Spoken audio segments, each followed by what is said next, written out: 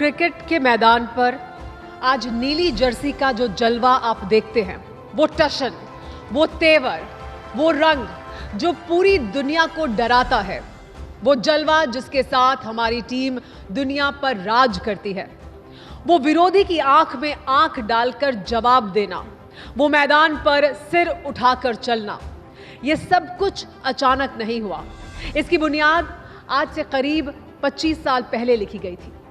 कोई था जो कहता था कि मैदान पर तिरंगे को झुकने नहीं देंगे, जिसने हताश निराश खिलाड़ियों को फौज की तरह एक टीम में परिवर्तित किया, जिसने टीम इंडिया को पहचान दी और मैदान पर दादागिरी करना सिखाया।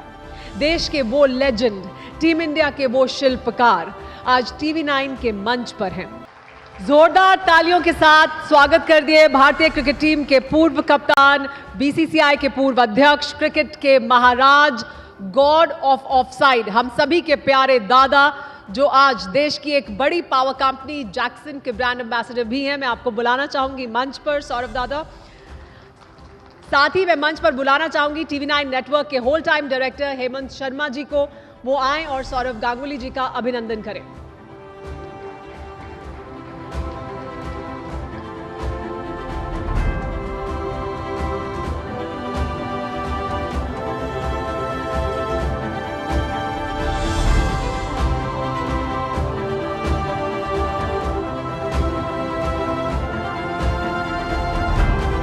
मैं अब गुजारिश करूंगी जैक्सन ग्रुप के चेयरमैन समीर गुप्ता जी से, वो मंच पर आएं और सौरभ गांगुली जी का अभिनंदन करें।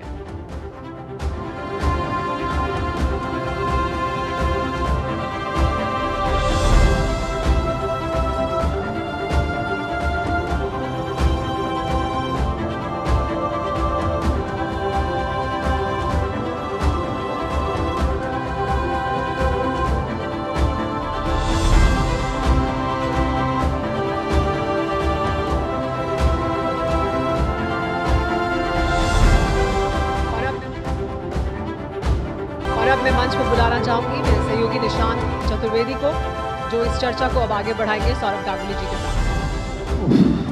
It's a fan moment for all of us. पहले तो एक जोरदार तालियों से दादा का स्वागत करिए।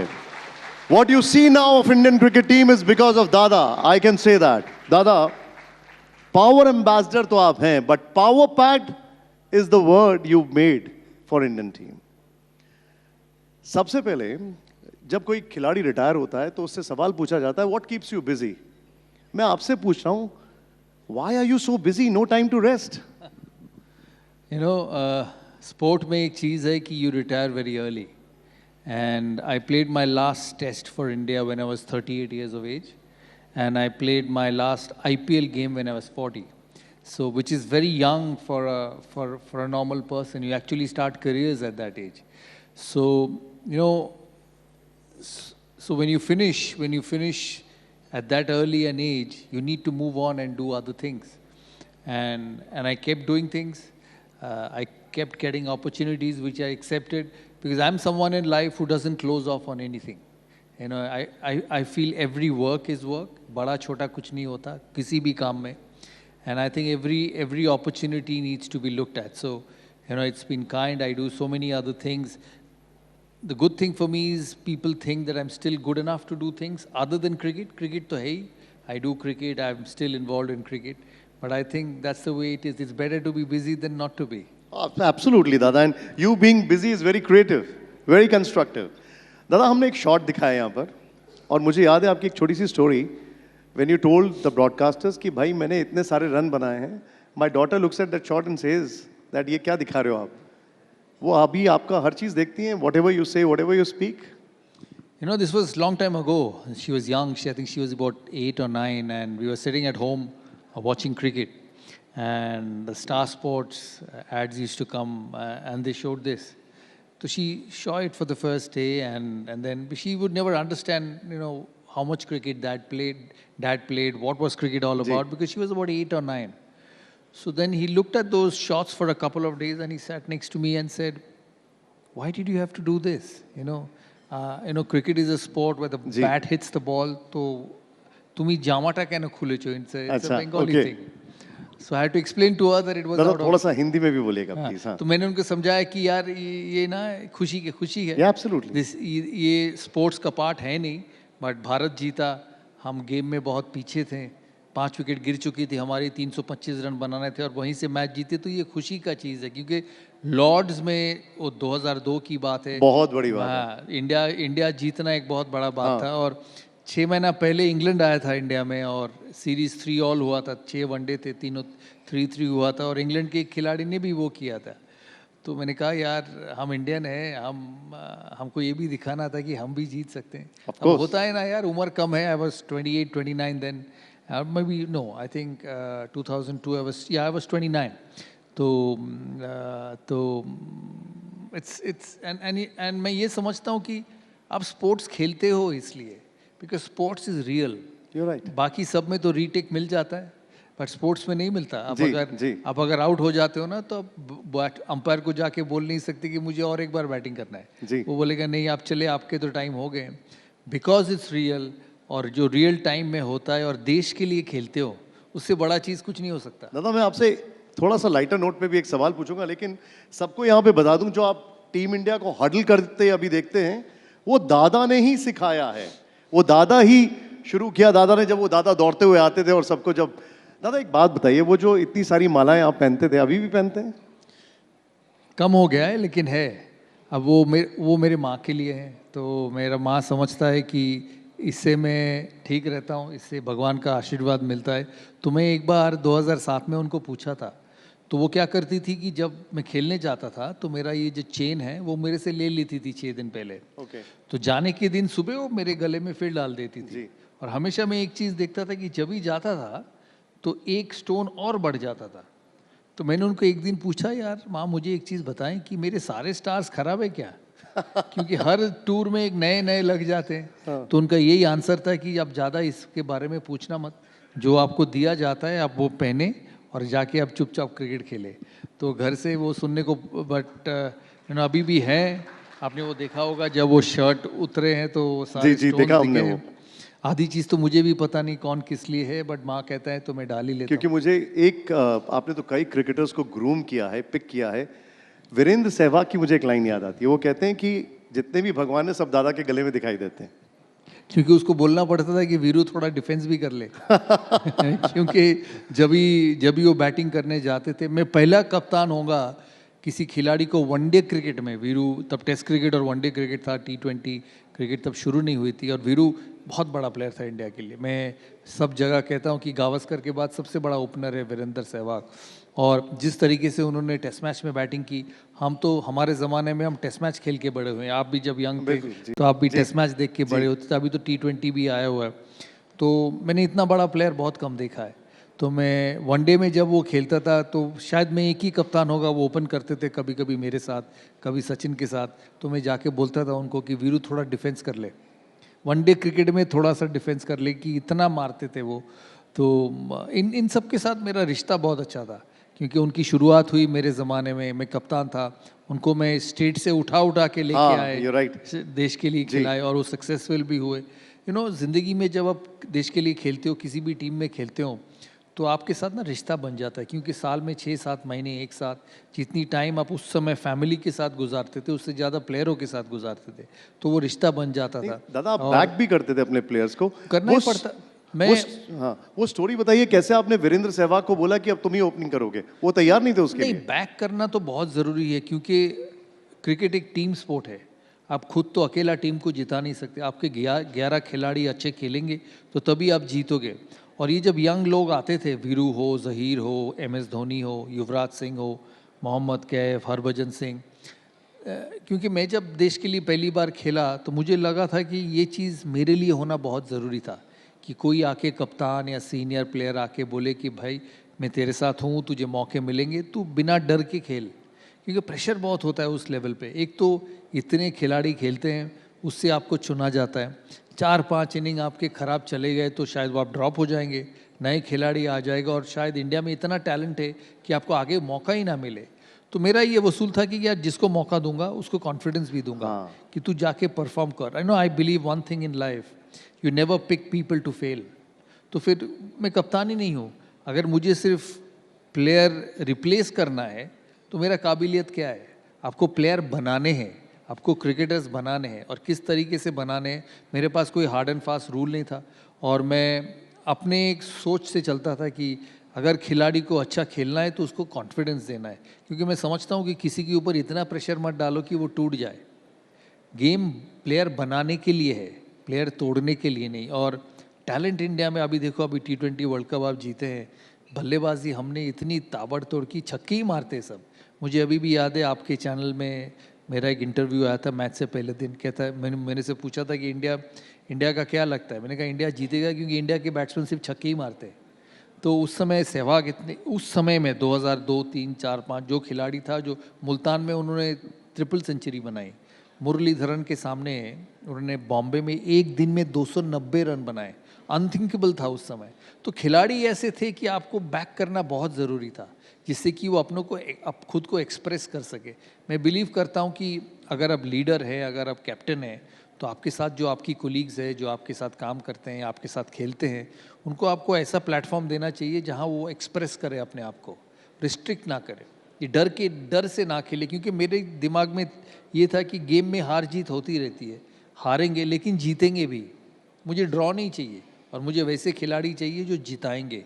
जो सहवाग था, जो धोनी था, जो युवराज था, जो हरभजन था, वो दिल से खेलते थे और लड़ के खेलते थे। एक तो नॉर्थ इंडियन है, लड़ते भी थे, और उसके साथ टैलेंट भी है। जहीर तो वो सारे मैच विनर्स थे मेरे साथ, और मुझे दिखता था कि ये लोग मुझे जिताएंगे। मैं भी आपका एक प्रेडिक्शन बताने वाला हूं यहाँ पर, आप सब लोगों को शायद नहीं पता हो, लेकिन दादा ने T20 में एक प्रेडिक्शन किया था अभी, वो मैं आपको बताऊंगा।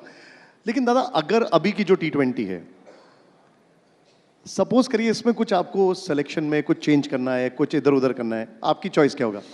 आप कप्तान हैं, कल क्या डिसीजन लेंगे आप? देखिए, इंडिया के पास इतने खिलाड़ी हैं अभी, स्पेशली T20 में, कि आप 2 टीम बना सकते हैं। क्या बात है! आपके पास अभिषेक शर्मा है, संजू सैमसन है, तिलक वर्मा है, सूर्या है, पांड्या है, और जो बाहर बैठे हुए हैं जैसे यशस्वी जायसवाल, सूर्यवंशी, मैं अभी उनके बारे में बात कर रहा था, 14-15 साल के हैं, और क्या बैटिंग करते हैं।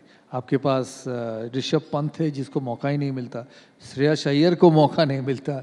तो हमारे पास इतने खिलाड़ी हैं, जिससे कि इंडिया की जो दूसरी टीम बनेगी वो कई टीमों से शक्तिशाली टीम होगी। तो ये एक काबिलियत है इंडियन प्लेयर्स में, क्योंकि सबको ना क्रिकेट खेलने का बहुत शौक़ है और मेहनत भी करते हैं। मैं हमेशा जब बाहर जाता हूँ, मैं इस समय साउथ अफ्रीका में था, तो वो मुझे पूछते हैं कि यार इंडिया इतना अच्छा क्यों है। मैंने कहा हमारे जब खिलाड़ी बड़े होते हैं ना, वो बहुत टफ सिचुएशन से बड़े होते हैं, प्रेशर में रहते हैं, रिजेक्टेड होते हैं, ओपिनियंस होते हैं कि यार तू तो अच्छा ही नहीं है, तेरे से वो अच्छा है। वो उसी माहौल में बड़े होते हैं, तो उनको चीज़ ना आसानी से मिलता नहीं है।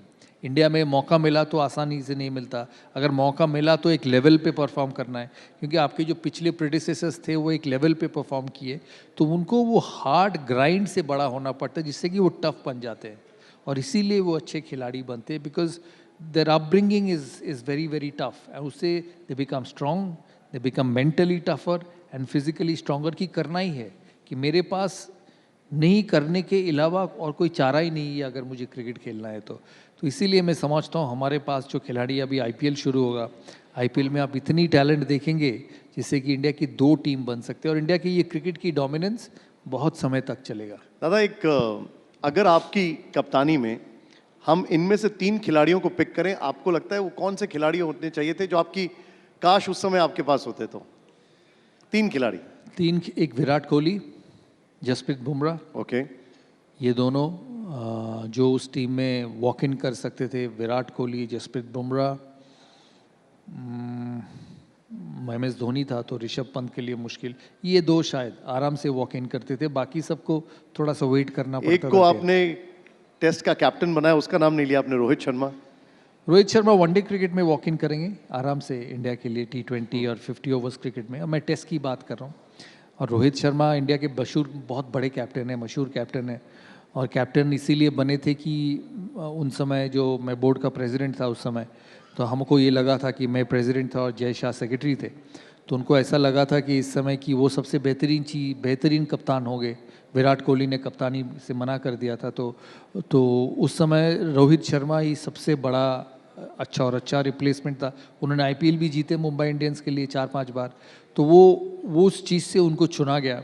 और देखिए वो भारतीय क्रिकेट को कहाँ आगे लेके गए, सिर्फ अपनी बल्लेबाजी से नहीं, अपनी कप्तानी से भी। और वो एक ऐसे कैप्टन हैं जिसके बारे में खिलाड़ी बोलते हैं बाहर कि रोहित भैया तो बहुत अच्छा था। वो बहुत ज़रूरी है कि आप ये ऐसा छाप छोड़ो कि आप जब कप्तान नहीं रहोगे तो आपके जो कोलीग्स है, आपके जो खिलाड़ी है, वो बोलेंगे नहीं ये कप्तान तो बहुत अच्छा था। क्या बात है दादा। इस बार जब T20 चल रहा था तो आपने एक चैनल को बोला था कि संजू सैमसन को लॉन्ग रोप देना चाहिए, वो भी पाकिस्तान के मैच से पहले। और जब रोप मिला थोड़ा सा तो we have seen what is done. तो आप एक सूटजेयर भी हैं, भविष्यवक्ता भी हैं। दादा एक बात बताइए, एक डिबेट है, अनएंडिंग डिबेट है, और हम उस पर क्लोजर चाहते हैं आपसे। विराट और सचिन, ये मत पूछिए मेरे से। Who is greatest? दोनों बहुत अच्छे हैं दो, और मैं सबसे खुश हूँ दोनों इंडिया के हैं। दोनों इंडिया के लिए इतने मैचेस जिताए हैं, आप सोच भी नहीं सकते। क्योंकि जब आप खेलते हो ना तो आपको पता चलता है कि इतने रन बनाना, इतने सेंचुरीज बनाना कितने मुश्किल है। सचिन तेंदुलकर बहुत बड़े प्लेयर हैं, मैं उनको पास से देखा हूँ, मैं उनके साथ इतने खेला हूँ। जब मैं उनके साथ शायद 250 वनडेज ओपन कर चुका हूँ, तो मैं घर में आके हमेशा बोलता था कि यार मुझे ना मेरी गेम नीचे जानी नहीं चाहिए। तो कभी कभी मेरी वाइफ पूछती थी क्यों, गेम में तो ऊपर नीचे होता है। मैंने कहा नहीं यार, लोग बोलेंगे ये दूसरे एंड पे इतना बड़ा प्लेयर है और दूसरी तरफ एक एवरेज प्लेयर है, तो मैं कभी नहीं चाहता हूँ कि मेरा गेम नीचे आए। और मैं एक चीज़ लाइफ में बिलीव करता हूँ कि आप अच्छे लोगों के साथ खेलोगे ना, जो आपसे बेहतरीन प्लेयर है, जो आपसे स्ट्रॉन्गर प्लेयर है, आपका गेम भी इम्प्रूव होता है, क्योंकि आपका लेवल भी वो बन जाता है। इसीलिए मेरे हिसाब से विराट कोहली और सचिन तेंदुलकर के बीच कंपैरिजन होनी नहीं चाहिए।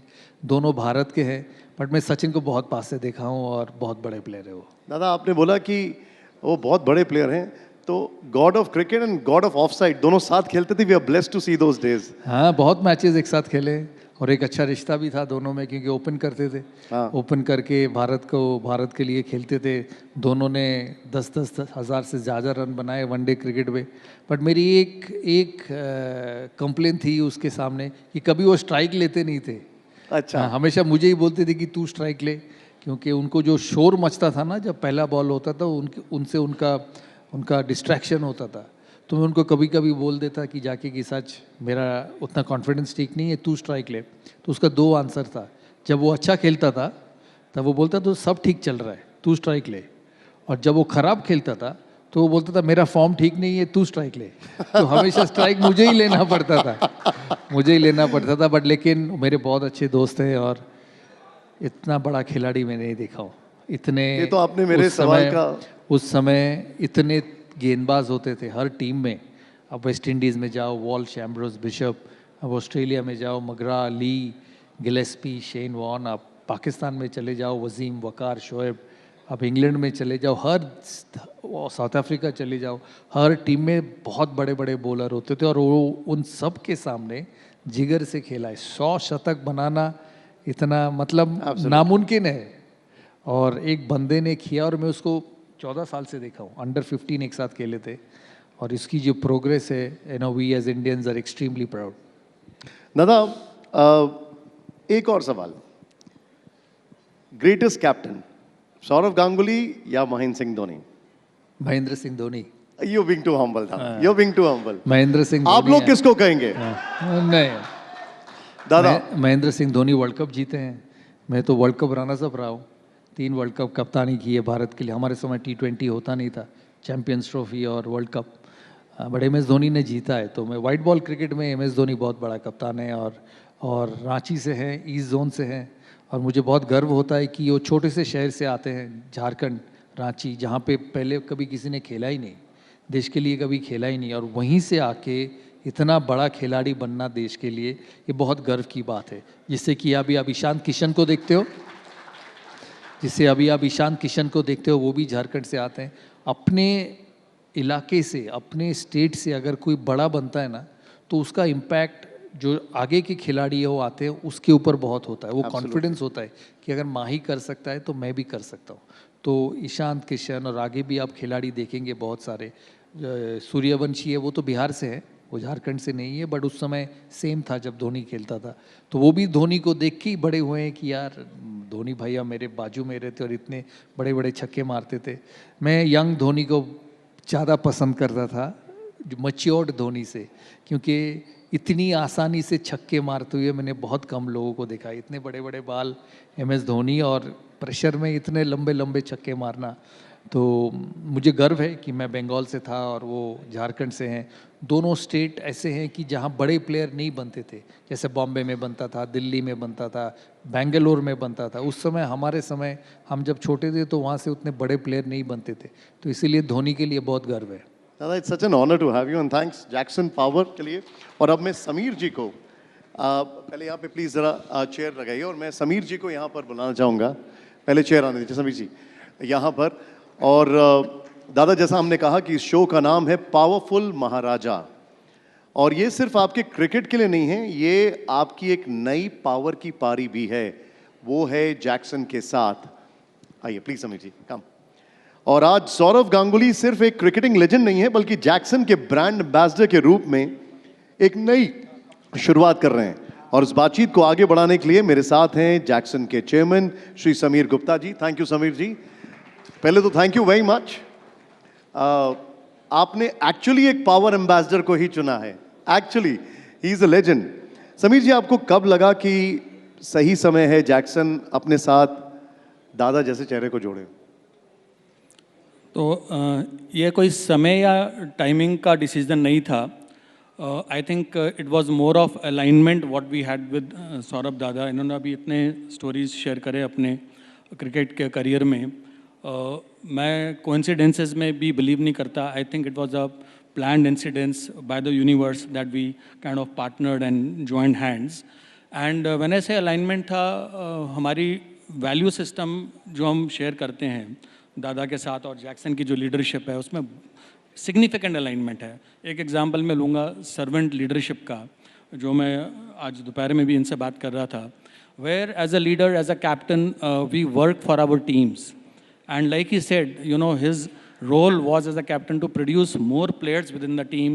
And when you start working for your team, that's truly when, you know, magic can happen and team can actually unleash the potential what they have got. So that's one quality which was pretty common amongst us, which we thought is absolutely aligned. Second quality मैं बोलूँगा resilience की।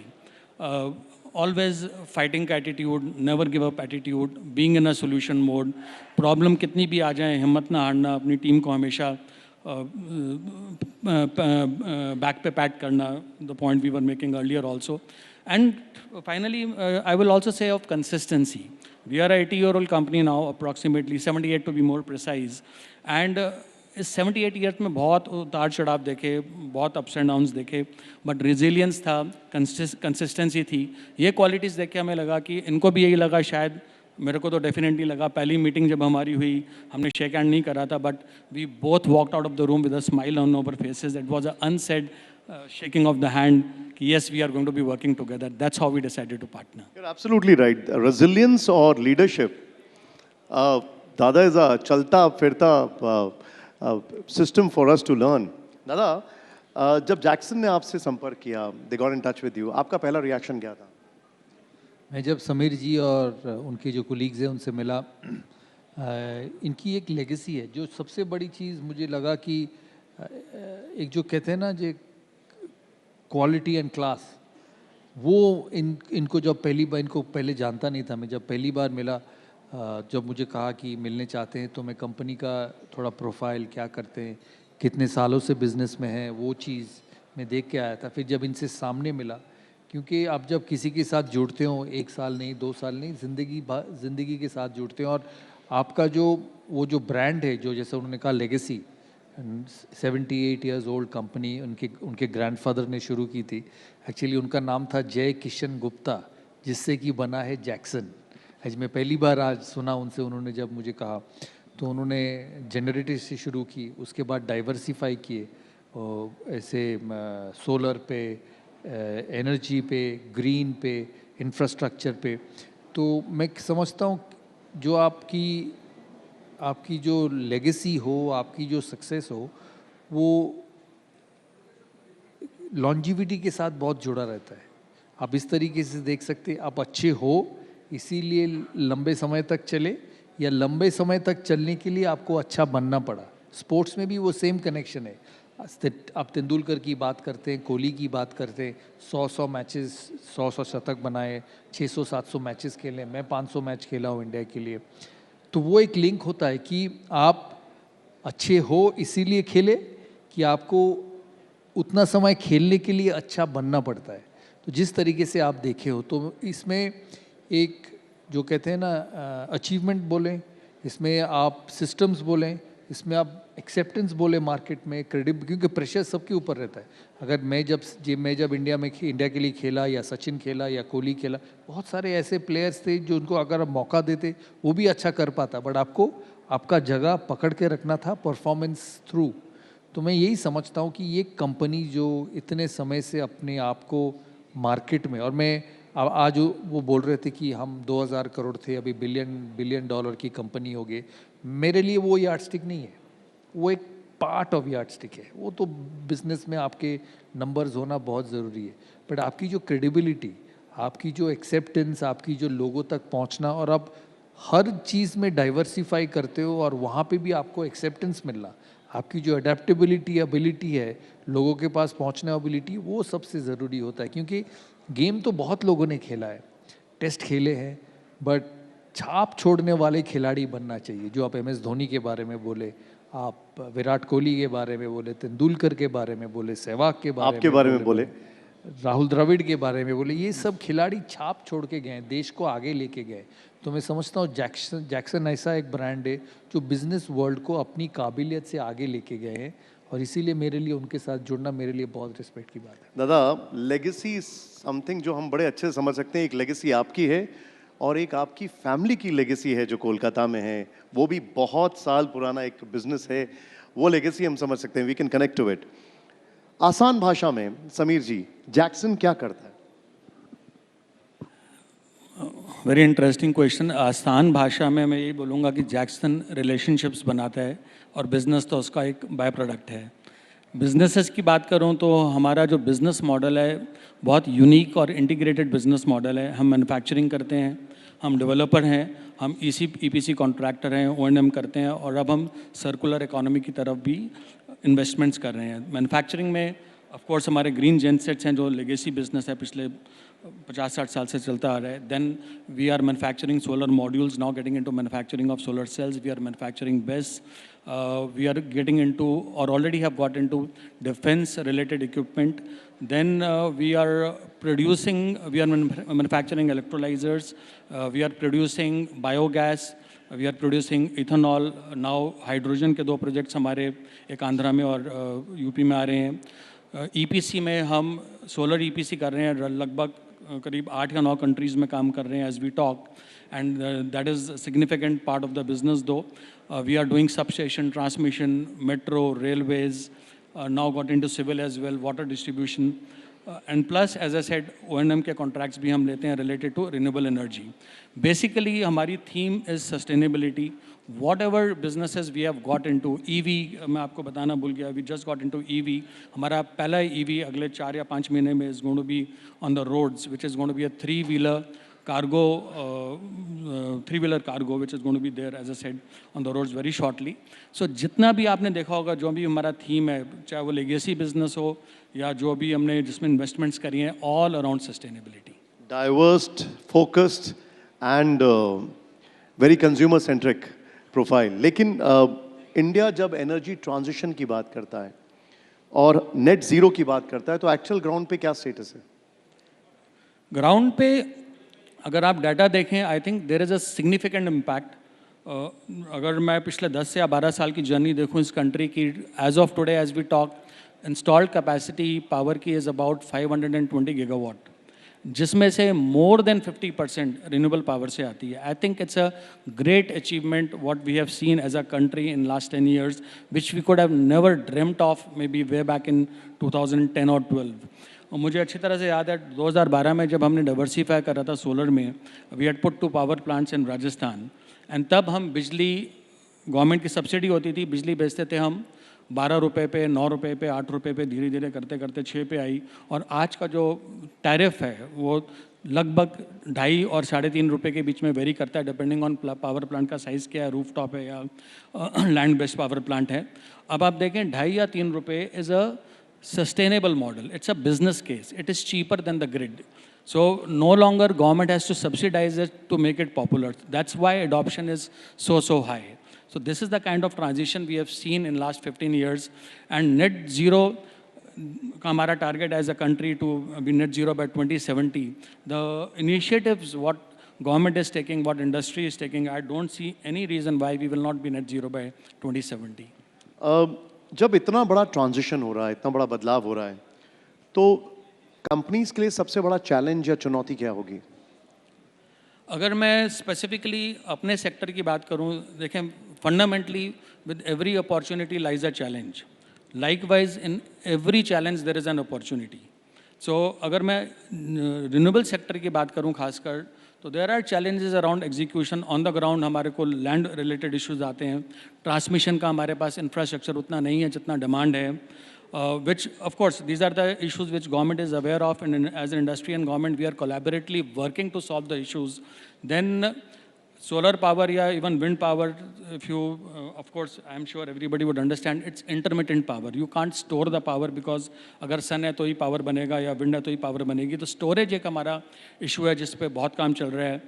Of course batteries की prices बहुत कम हो गई हैं पिछले 3 साल में specifically, but then we are again dependent on import for lithium. So उसके ऊपर भी we are trying to work as an industry, what could be new innovations so that we have some different technology where we don't depend on imports of lithium on China or someone else. So I would say those 3 are the fundamental problems, followed by I think as a country हमारे को technology पे, R&D पे, innovation पे और focus ज़रूर करना चाहिए, जो शायद थोड़ा lacking है, where our dependency on external world kind of becomes zero. I think if we can achieve that, that's going to be a great achievement for this country. So, Sameer ji, thank you very much and all the best. And big thank you for Dada. Thank you. लेकिन दादा आप मेरे साथ बने रहिए अभी यहाँ पर, क्योंकि अगर दादा हैं तो हम अगर बैट बॉल नहीं रखेंगे तो ठीक नहीं होगा। दिनेश मेरे सहयोगी, मैं उनको बुलाना चाहूँगा और मैं चाहूँगा ज़रा यहाँ पर वो एक मिनी पिच थोड़ा सा तैयार करिए। दादा प्लीज़ बी विद अस यहाँ पर। Thank you Sameer ji, thank you very much, be with us sir, thank you very much sir. Dada ये यहाँ पर इंटरेस्टिंग बात क्या है, इन आपके ऑटोग्राफ के साथ हम बॉल वहाँ पर करेंगे। यहाँ पर हर एज ग्रुप में दादा की फैन फॉलोइंग है, एवरीबॉडी। हम जब आ रहे थे everybody said we want a little piece of Dada, so this is what we can give it to them. नमस्ते दादा, कैसे हैं आप? बहुत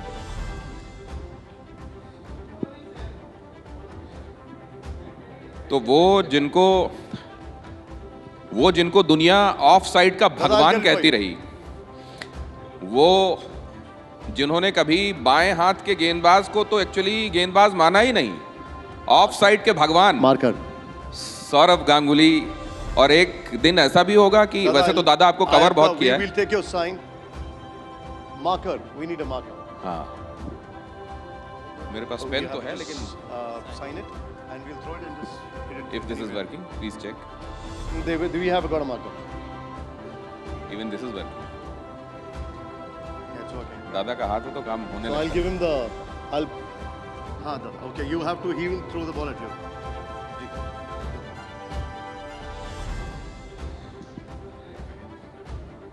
आप अभी अंपायर वाली भूमिका में हैं, आप बताएं।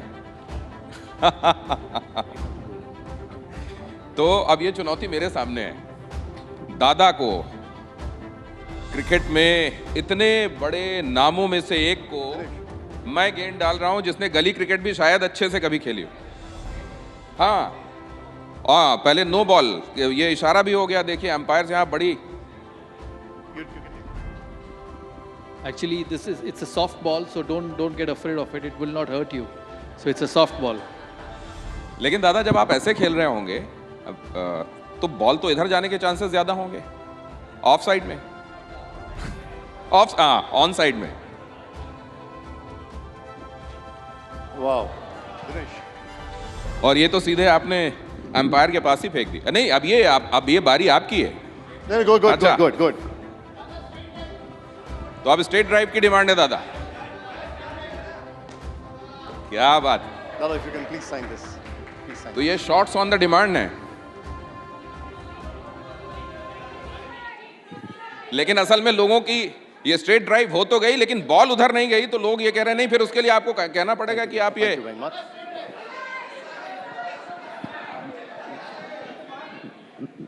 अब एक आप डाल रहे हैं एक ball.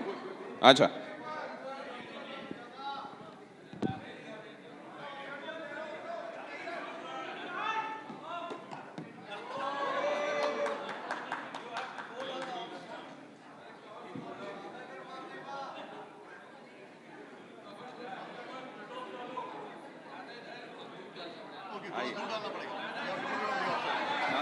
Put it on the outside.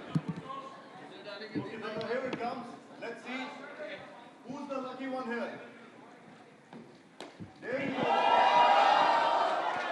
Okay, Dada. Next one.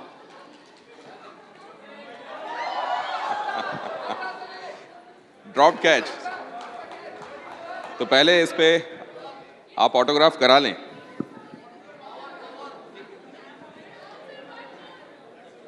इकट्ठा ही करा लेते हैं ताकि फिर बाद में टाइम जाया ना हो।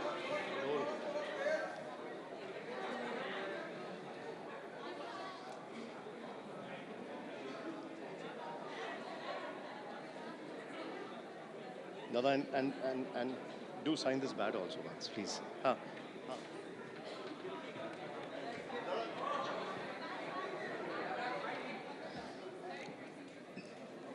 Okay, Dada. Last 3-4 balls, and let's see the lucky ones, Dada. Okay.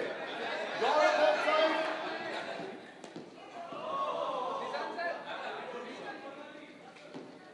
Wow. Yes, Dada.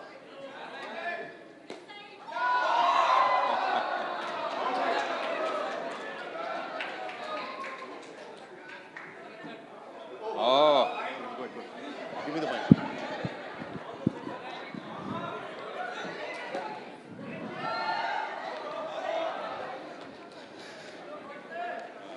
Okay, Dada, last few more balls and और यहाँ पर you're seeing the god of. Am I okay hitting like this? Oh yeah, why not? Go ahead, go ahead. You get a sign with Dada, please. And they want a signature of yours. Nice. Thank you, Dada. Wow. Dada.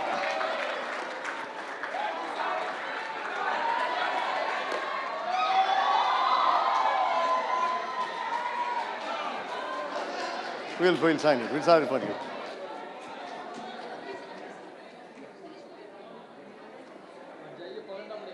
जाइए. आपके Yeah, he's a great coach also. दादा इस पे autograph है। You sign it. And honestly, हम सभी चाहते हैं कि Dada should also coach, because Dada, that team will be such a different team. Khair, there comes Dada. Yes. Wow.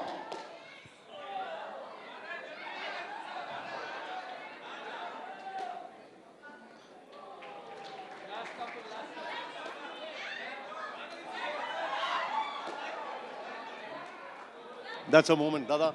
Grateful to you. A big round of applause, please.